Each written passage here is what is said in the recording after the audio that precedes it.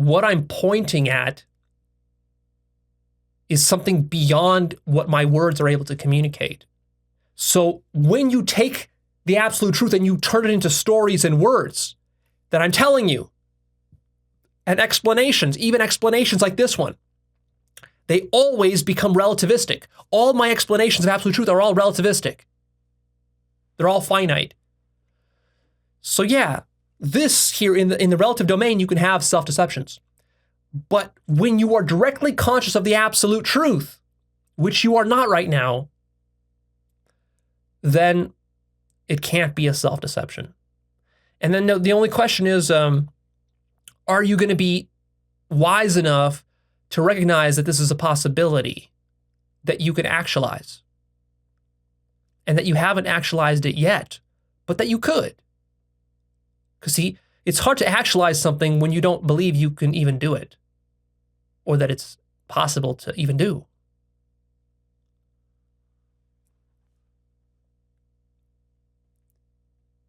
Now you say, but Leo, but all of that could just be experiences generated by neurons in the brain. No, it can't. If you think that, you're operating in the relative domain. You're not in the absolute.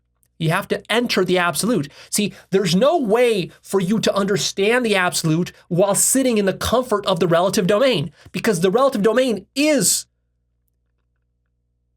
illusion. You have to leave the relative domain and go and inhabit the absolute non-dual domain. You have to do that. And then that is how you validate it. You say, aha, Leo, but you said it couldn't be validated. Well, it can't be validated through anyone but yourself, which is why I talk about direct experience so much.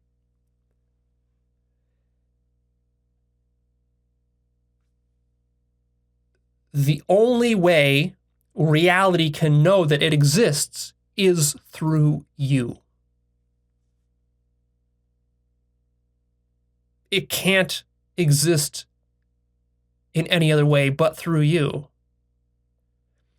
The mistake that materialists and scientists have made is they've made the mistake of assuming that reality can exist independently of your existence. This is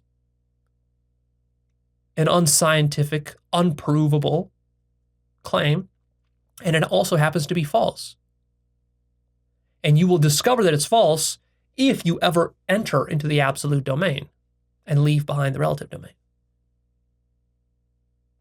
So you see, the relative domain has extremely powerful hooks and anchors that it has sunk into your mind, deep, deep, deep into your psyche, that is keeping you anchored in the relative domain. And so the struggle here is sort of snipping off all those anchors and hooks that keep you attached.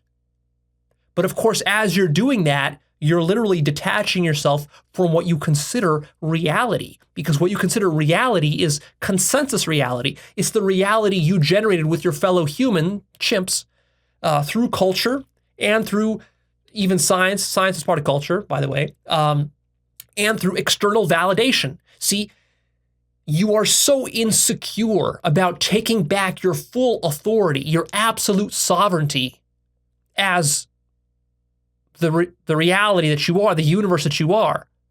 You're so afraid of taking back your sovereignty, of thinking for yourself, of validating your own truth, that you want somebody else, some other human to validate it for you. You want some guru, you want some professor, you want some scientist, you want somebody with a big name, with lots of charisma, lots of passion. You want someone like me to validate it for you. And in so doing, you will never reach absolute truth and you will forever be deluded. That is the chief delusion. And that is what I explained in my episode called How Authority Works. See, you are unwittingly giving away your authority to imaginary others out there that you created by dividing reality into multiple consciousnesses. And you think that by dividing reality into multiple consciousnesses and giving your authority to those other consciousnesses, whether it's your parents, your government officials, or your TV pundits, or whoever you watch on YouTube, or some guru you like, or whatever priest you listen to, or some textbook you read, or some scientist you enjoy listening to, whoever the authority is, you rely on those people to tell you who you are and that you exist and what's true. Because the truth is that if you didn't rely on any of it, if you cut all those umbilical cords, all that would be left is you and your own mind, which then literally means that whatever your mind imagines becomes the absolute truth. And that is what you're fucking terrified of. Because then you literally have the sovereignty of God. Your imagination becomes absolute. Then when you dream, your dream becomes absolute reality. And by that, I don't mean that you dream of money and then you wake up and there's a bunch of money in your bank account. No. I mean, when you are dreaming about money at night when you're sleeping, that dream is absolutely true as what's happening here right now. That does not mean you're going to get a bunch of money in your bank account. So don't get your hopes up.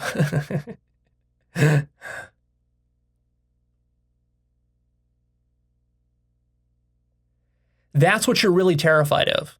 What you're ultimately, your mind is protecting you from realizing this. Why?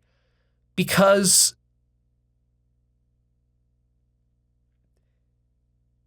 in a sense, this is what you perceive madness to be. What you perceive madness to be is being so lost inside your own mind that you can't tell the difference anymore between what's real and what's unreal. Humans have classified this as insanity or as something that's a problem.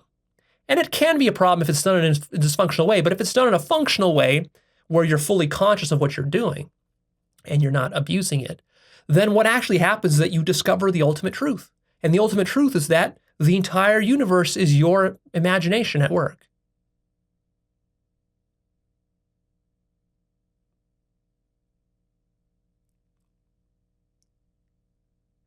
And your imagination is completely sovereign. Which is why your reality feels real, no matter how crazy your beliefs and ideas are. Have you ever wondered why, religious fanatics do crazy things? Why people believe crazy things and behave in crazy ways? The MAGA people, the anti-vax people, the pro-vax people, the corporate people, the Muslims, the Jews, the atheists, all these people, they're all fucking crazy. They're all living in their own bubble realities. And they're acting as though their reality is the truth. Why is that? Well, because the ultimate truth is that their imaginations and they're spinning their bubbles, they're spinning their realities. That's God constructing reality. And whatever reality you're dreaming up is the reality you're inhabiting, and that's what feels real to you. And if you're imagining that you can't walk through a wall, that's what your reality becomes.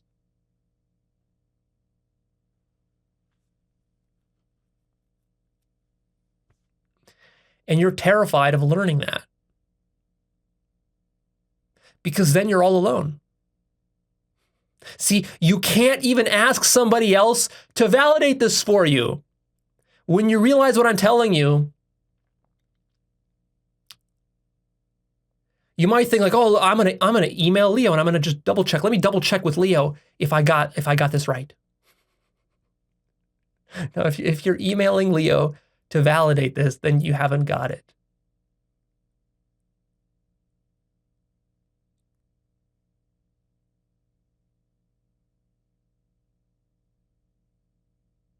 It's completely you. You're completely sovereign. You're completely absolute. But you don't want to accept that because it's too much responsibility to bear. And it leaves you feeling all alone. And then you can't tell what's up, what's down, what's good, what's bad, what's left, what's right, what's true, what's false, what's real, what's unreal, because all those distinctions melt away. And then what you're left with is you're left with absolute consciousness, absolute truth, which is precisely what all this is right now. Right now, you exist as absolute truth. That's all that there is.